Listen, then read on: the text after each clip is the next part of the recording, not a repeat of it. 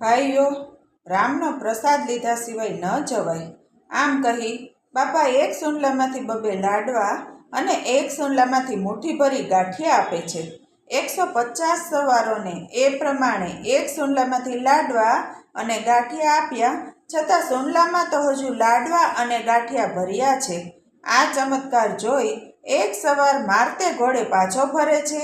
પાછળ જ્યાં મહારાજા સાહેબની સવારી બીજા વધુ સવારો સાથે ચાલી આવે છે, ત્યાં જઈ વાત કરે છે કે બાપુ, આપણા સવારો વીરપુર ગામના પાદરેથી નીકળ્યા ત્યાં તો કોઈ ભગતે એક સુંડલામાંથી બબે લાડવા અને એક સુંડલામાંથી મુઠ્ઠી ભરીને ગાંઠિયા આપ્યા, છતાં પણ સુંડલા તો ભર્યાના ભર્યા જ રહે છે અને પ્રસાદ લીધા સિવાય કોઈને જવા પણ દેતા નથી.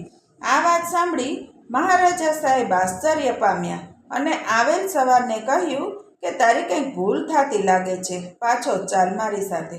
એમ કહી મહારાજા સાહેબ સવારી સાથે પ્રભાસ પાટણની યાત્રાએ જવા માટે ધ્રાંગધ્રાથી નીકળેલા તે વીરપુરના પાદરથી નીકળ્યા. ચલા ભગત તો એક સુંડલામાં લાડવા અને એક સુંડલામાં ગાંઠિયા ભરીને બેઠા છે. જેવી મહારાજા સાહેબની સવારી આવી પહોંચી એટલે ભગતે હાથ જોડી મહારાજા સાહેબને વિનંતી કરી કે બાપુ, જૂનાગઢ છેટું છે, રામનો પ્રસાદ લેતા જાઓ. મહારાજા સાહેબે કહ્યું કે ભગત, હમણાં જૂનાગઢ પહોંચી જઈશું, વળી મારી સાથે સવારી છે, માટે રજા આપો. ભગતે કહ્યું કે પ્રસાદ લીધા સિવાય ન જવાય. એમ કહી બીજા બધા સવારોને એક સુંડલામાંથી લાડવા અને એક સુંડલામાંથી ગાંઠિયા આપવા માંડ્યા. આ નજરો નજર ચમત્કાર જોઈ મહારાજા સાહેબે જલા ભગત સામે હાથ જોડ્યા અને કહ્યું કે ભગત, બસ છે, મારા સવારે મને વાત કરેલી પણ મેં માનેલી નહીં, પણ હવે તો મેં મારી નજરે ચમત્કાર જોયો. માંગો, શું આપું? ભગતે હાથ જોડીને કહ્યું કે બાપુ, આમાં ચમત્કાર કંઈ નથી, રામનો પ્રસાદ રામે સૌને દીધો.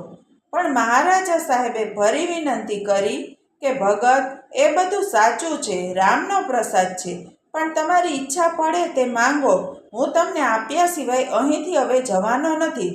આવો આગ્રહ જોઈ બાપા બોલ્યા કે બાપુ, શું માંગવું?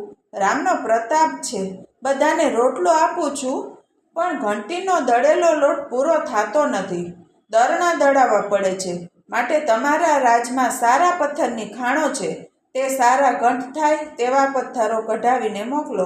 મહારાજા સાહેબે કહ્યું કે અરે ભગત, માંગ્યું ને આ શું માંગ્યું?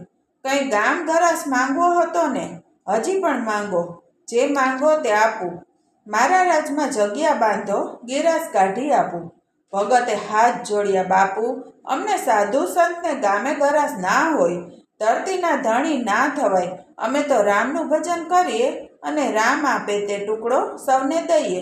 મહારાજા સાહેબ આ સાંભળી ખુશ થઈ ગયા અને ભગતના ચરણે રૂપિયા ધરી ભગતને પ્રણામ કરી આગળ સીધાવ્યું અને જાત્રા કરીને પાછા પોતાના રાજમાં પધારી સારામાં સારા ઘંટના પથ્થર કઢાવી જગ્યામાં મોકલાવ્યા અને ધ્રાંગધ્રાથી સારા કારીગરો મોકલાવી જગ્યામાં ઘંટ ચાલુ કરાવ્યો.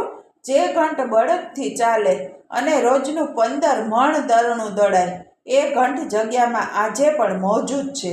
જ્યાં બુદ્ધિ હારી જાય છે ને ત્યાં શ્રદ્ધાનો આરંભ થાય છે, એટલે શ્રદ્ધા બુદ્ધિથી પર છે. મિત્રો, આવા જ અવનવા વિડીયો સાંભળવા માટે ચેનલને લાઈક, શેર અને સબસ્ક્રાઈબ કરી દે.